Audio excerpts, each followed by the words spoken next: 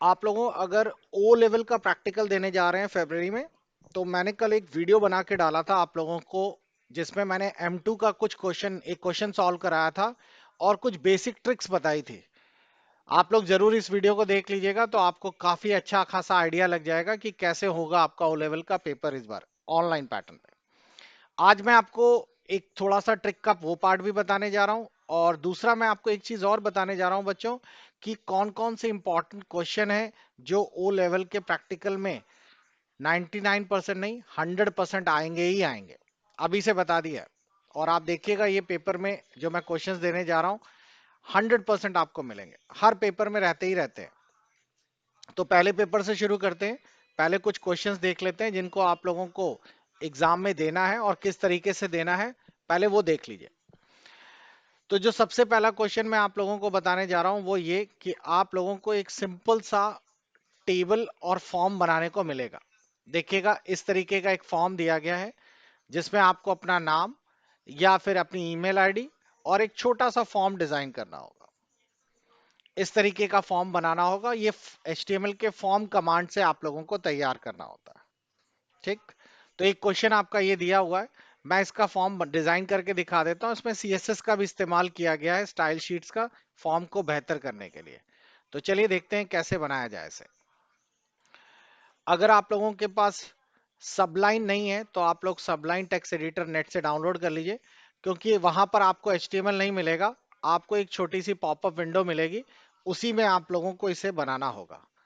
तो आप लोग नेट पे सबलाइन टेक्स्ट एडिटर खोल लीजिएगा और इस तरीके से यहाँ से डाउनलोड कर लीजिए। मैं विंडो वर्जन डाउनलोड कर रहा हूँ। देखिए विंडोज का वर्जन आ गए और ये यहाँ पे डाउनलोड होना चालू हो गया है। और डाउनलोड होने के बाद अब आप इसे रन करा लीजिए। क्लियर। आपको ये देखना पड़ेगा कि ये 64 बिट है या 32 बिट है, ये इस हिसाब से आपको डाउनलोड करना पड़ेगा। तो मैंने 64 बिट मेरे पास पीसी है, तो मैंने उसके अकॉर्डिंगली इसको डाउनलोड करके इसको एग्जीक्यूट करा लिया और ये हमारी स्क्रीन पर इंस्टॉल हो गया। बस इतना ही होता है, इसमें कुछ ज्यादा नहीं होता, सिंपल इंस्टॉल हो गया। अब फिनिश कर लेते हैं। और अब मैं इसके सबलाइन टेक्स्ट एडिटर को ओपन कर लेता हूं। ओपन करने के बाद बच्चों हम लोग इसी पर कोडिंग करना चालू करेंगे। तो हम लोग सबलाइन टेक्स्ट एडिटर ओपन कर रहे हैं और एक फॉर्म जो मैंने आपको दिखाया उसे आप बनाने वाले हैं CSS की मदद से। और उसके साथ साथ दो तीन कमांड्स मैं और आपको दूंगा जिसे आप लोग डिजाइन करेंगे। अच्छा, पहले आप लोग पहले देख लीजिए बनाना कैसे है। उसके बाद मैं बीच में आपको एक ट्रिक भी बताऊंगा जिससे कि ये काम जल्दी कर सकेंगे आप लोग। ठीक है। क्योंकि आपको पता है कि जहां पर आप एग्जाम देने जा रहे हैं, आपके उसी सिस्टम पर आप लोगों का नेट चल रहा होगा। यहां पर तो हमें पूरा HTML वगैरह सब लिखना पड़ रहा है। जब आप लोग वहां पर एग्जाम देंगे ऑनलाइन, तो आप लोगों को ये सारी चीजें नहीं लिखने की जरूरत पड़ेगी, ना ही वहां सेव करना है, क्योंकि वहां पर जो स्क्रीन है उस पर आपको ये सारी चीजें मिल जाएंगी। तो हम लोगों ने यहाँ पर HTML लिखना शुरू किया। और जैसे ही मैंने HTML लिखने के बाद यहाँ पर HTML क्लोज भी कर दिया, तो देखिए मेरे पास एक पूरा सैंपल टेक्स्ट आ गया बना बनाया। आप लोगों को वहां पर भी कुछ ऐसे ही मिलेगा। आप अगर बॉडी के अंदर वाला ही सिर्फ लिख देंगे, बॉडी टैग खोलकर बॉडी टैग बंद कर देंगे, तो भी काम चल जाएगा। आप ये सब नहीं भी डालेंगे तो कोई दिक्कत नहीं है, प्रोग्राम आपका एग्जीक्यूट करेगा। ठीक। तो सबसे पहले हम लोग एक हेडर पार्ट डाल देते हैं। इस पे हम लोगों ने डाल दिया रजिस्ट्रेशन। तो मैंने यहाँ पर H1 टैग ले लिया है। और H1 टैग आप लोग जानते ही हैं कि ये किस काम के लिए होता है। ये हेडिंग के लिए होता है। रजिस्ट्रेशन फॉर्म लिख दिया और यहां से H1 बंद कर दिया। क्लियर हो गया सभी को। अब आप लोग एक फॉर्म कमांड डालेंगे, ये रहा फॉर्म। और यहां पर एक फॉर्म विंडो के अंदर अपना फॉर्म तैयार करेंगे, जिसमें आपने लिख दिया कि हमें सबसे पहले नेम लिखना है। और नेम जो है उसका इनपुट टाइप हम लोग क्या देने वाले हैं, टेक्स्ट। इससे क्या होगा, नाम जो है वो टेक्स्ट की तरह काम करेगा। इस पर्टिकुलर जो टेक्स्ट हम लोग लिखेंगे उसका कोई सिंटेक्स भी देंगे कि ये फॉर्म नेम है।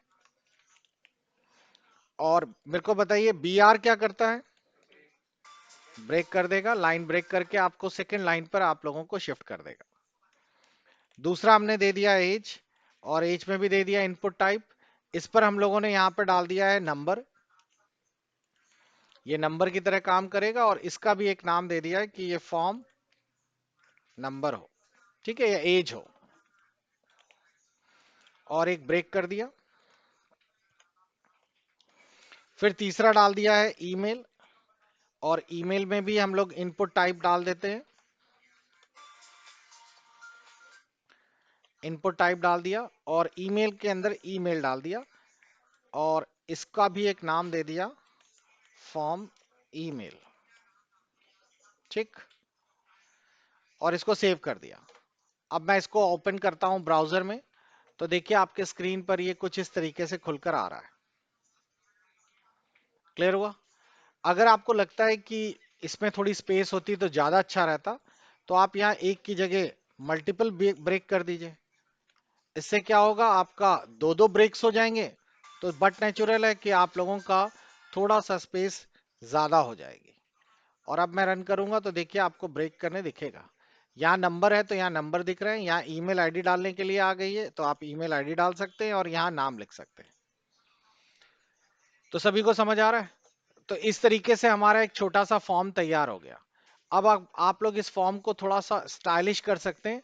उसके लिए क्या करेंगे, आप लोग इसी में, जैसे रजिस्ट्रेशन वाला आप लोगों को यहाँ पे दिखाई दे रहा है, तो ये रजिस्ट्रेशन फॉर्म सिंपल सा लिखा हुआ है। आप लोग इस रजिस्ट्रेशन फॉर्म में स्टाइल शीट लगा दीजिए, यानी कि सीएसएस ऐड कर दीजिए। तो यहाँ पर मैंने स्टाइल लिखा, और इसके अंदर हम लोगों ने एक सबसे पहले H1 लिख दिया। याद है, सिलेक्टर कहते थे इसे।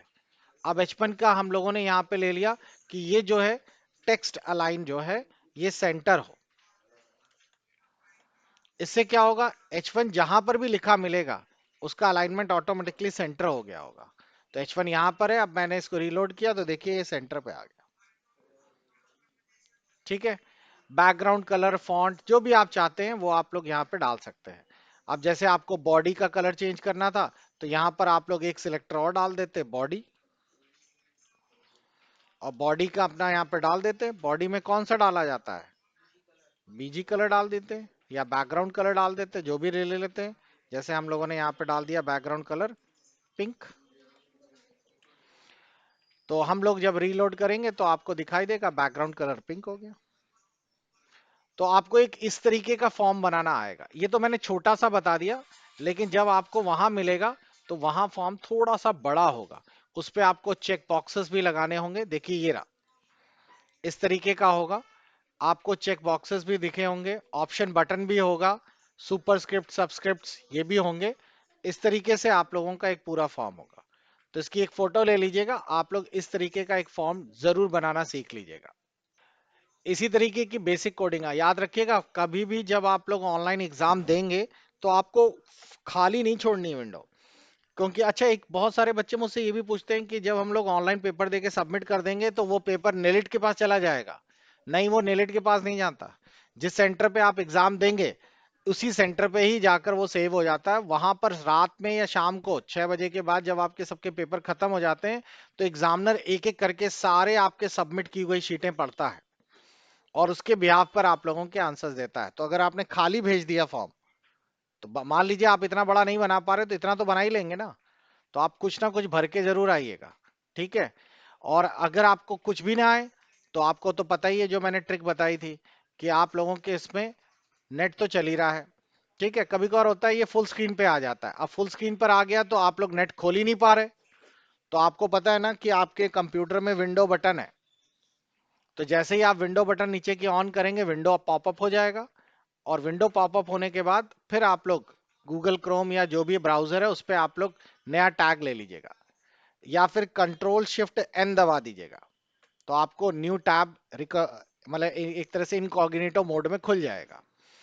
और अब आप लोगों को यहाँ पर फॉर्म चाहिए, तो होता क्या है, फॉर्म बनाने के लिए आप लोगों को बेसिकली पूरे टूल्स पता होने चाहिए। तो आप लोग यहाँ पे सर्च कर लीजिएगा, create form in HTML and CSS। तो आपके पास कई सारे फॉर्म्स बनाने के ऑप्शंस खुल जाएंगे इस तरीके से। तो इसमें कई सारे जो फॉर्म्स खुल जाएंगे, इसमें कुछ वेबसाइट्स हैं जो आप लोगों के बेहतर ऑप्शंस प्रोवाइड करती हैं। तो उसमें एक W3 CSS है, ये भी आपको दिखाई दे रही है। और भी कई सारी वेबसाइट्स हैं जिनमें आप लोगों का फॉर्म बनाने का पूरा कोड यहाँ पर दिया रहता है। ठीक, तो देखिए यहाँ पे इन्होंने कई सारे ये दिए गए कि इस तरह बनाना है, इस तरह बनाना है, तो इनका ये सारे ऑप्शंस यहाँ पे दिए हुए हैं। तो आप लोगों को ये सारे ऑप्शंस में से जो बेस्ट ऑप्शंस आपको दिखे, क्योंकि आपके पास इतना टाइम नहीं रहेगा। अब जैसे यहाँ पर ये देखिए पूरा का पूरा फॉर्म बनाने का एक पूरा बना हुआ है इसमें, तो इसमें से आप लोग खट से कॉपी करिए और पेस्ट मार दीजिए। दूसरा जो आपको बता रहे हैं, अगला क्वेश्चन देख लीजिए जो आपके काम का है। इस अगले क्वेश्चन में आपको एंकर कमांड जरूर मिलेगा। एंकर याद है सभी लोगों को? हाइपर लिंक करने का ऑप्शन था जिसमें आप लोगों को एंकर कमांड मिलेगा। ये तो मैंने पिछले मतलब ऐसे कोई भी प्रैक्टिकल नहीं था जिसमें ये कमांड ना आया हो। तो एंकर कमांड में आप लोगों से 4-5 ऑप्शन आते हैं। इनमें पहला ऑप्शन आएगा कि जब आप लोग किसी को क्लिक करें वेबसाइट के लिंक को, तो नई विंडो खुले, सेम विंडो खुले, और उसी HTML में नीचे वाली स्क्रीन खुल जाए। कोई फोटो भी आप लोग इंसर्ट करेंगे, अभी आप लोगों को जो मैंने रिकॉर्डेड क्लास दी थी उन रिकॉर्डेड क्लास में देखेंगे, तो वो लोग आपको फोटो भी प्रोवाइड करेंगे। जैसे हम लोग तो फोटो यहाँ से भाई ऐड कर लेते थे अपने डी ड्राइव या क्लिप आर्ट से, उसमें वो लोगों ने फोटो भी दी है, आप लोग वो फोटो भी इंसर्ट कर सकते हैं। और हाइपर लिंक करके आप फोटो को क्लिक करें तो दूसरी फोटो खुल जाए। ये वाले सारे ऑप्शंस इसमें दिए गए हैं। तो देखिए कैसे करना है, बहुत ही सिंपल है।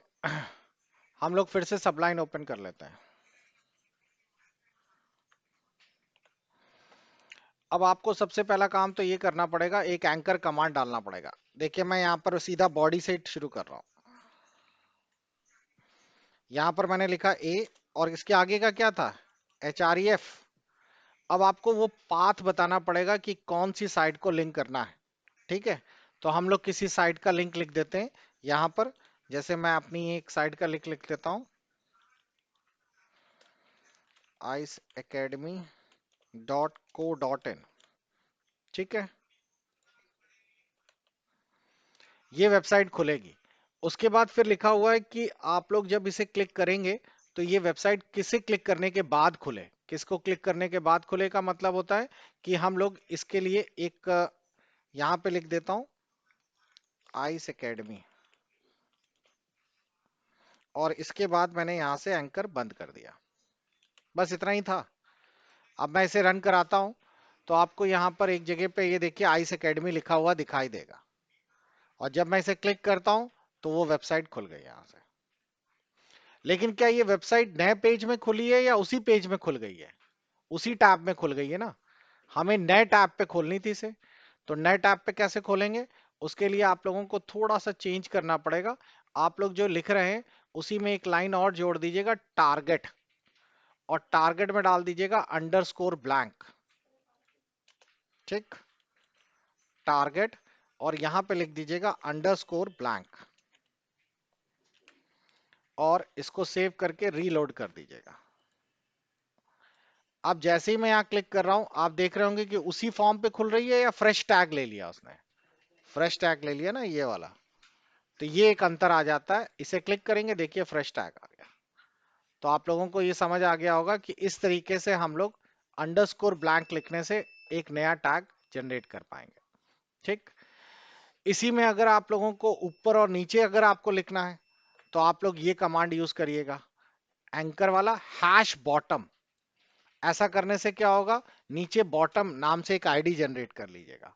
जैसे कि यहां पर देखिए दिया गया है हैश टॉप, तो यहाँ आईडी टॉप जनरेट कर दी गई है। तो जैसे ही कभी भी आप लोग कोई भी बटन क्लिक करेंगे तो क्लिक करते ही वो ऑटोमेटिकली हैश टॉप पे चला जाएगा, और यहाँ पे टॉप मिल जाएगा। देखिए आईडी टॉप दी गई है। और यहाँ पे क्लिक करेगा बॉटम, तो यहाँ पे जैसे ही बॉटम वाली आईडी मिलेगी, यहाँ पर बॉटम होगा, आईडी यहाँ बॉटम लिख दीजिएगा, गलत लिखा हुआ है, तो ये ऑटोमेटिकली नीचे आ जाएगा। लाइए मैं करके दिखा देता हूँ, तो इससे आपको एक आइडिया भी हो जाएगा।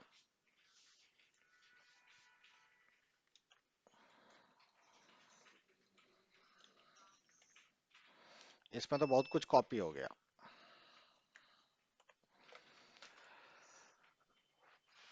तो सबसे पहले हम लोग यहां से शुरू करते हैं, और इतना ये ले लेते हैं, और इसी के नीचे आ जाते हैं, ये ले लेते हैं। यहाँ बॉडी हम लोग खोल देते हैं।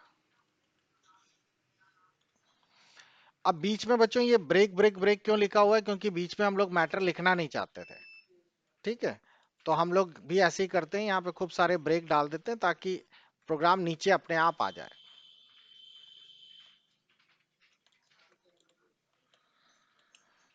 और अब मैं इस प्रोग्राम को एग्जीक्यूट कराता हूं, तो देखिए यहाँ पर आ गया गो टू। अभी भी ये काम इसलिए नहीं करेगा क्योंकि ये एक ही पन्ने पे ही दिख रहा है। तो अगर मैं गो टू बॉटम पे क्लिक करूंगा तो ये तो ऑलरेडी बॉटम पे है, गो टू टॉप पे क्लिक करेंगे तो अपने आप ये ऊपर है। लेकिन जब और बॉटम्स और टॉप डाल देंगे तो बस यही आपको देना है, ए एंकर, और यहां पर आईडी लिख देनी है, हैश बॉटम। तो आईडी जहां पर भी है वो आईडी यहां पर है आईडी, तो ऑटोमेटिकली आप लोगों का प्रोग्राम जंप होकर यहां पर पहुंच जाएगा। और जब कभी प्रोग्राम यहां पर क्लिक करेंगे हैश टॉप, तो जहां पर भी टॉप है वो तुरंत टॉप पे पहुंच जाएगा। बस इतना ही करना था। तो क्लियर हो गया सब लोगों के? तो ये कुछ बेसिक और इंपॉर्टेंट इजी कमांड्स थे जो आप लोगों को प्रैक्टिकल में आते ही आते हैं। और एक फोटो इंसर्ट करना होता है, जैसे फोटो पे क्लिक करेंगे तो ऑटोमेटिकली दूसरी फोटो खुल जाएगी, हाइपरलिंक करना है। फोटो इंसर्ट करने का टैग बताइए क्या था? Image SRC. तो इसी में आप लोग इमेज एसआरसी भी डाल दीजिए, ऐसे इमेज एसआरसी, और बस उसके आगे उसका टैग लगा दीजिएगा। तो इमेज एसआरसी लगाएंगे तो फोटो ही हाइपरलिंक हो जाएगी। चलिए करके देखिए।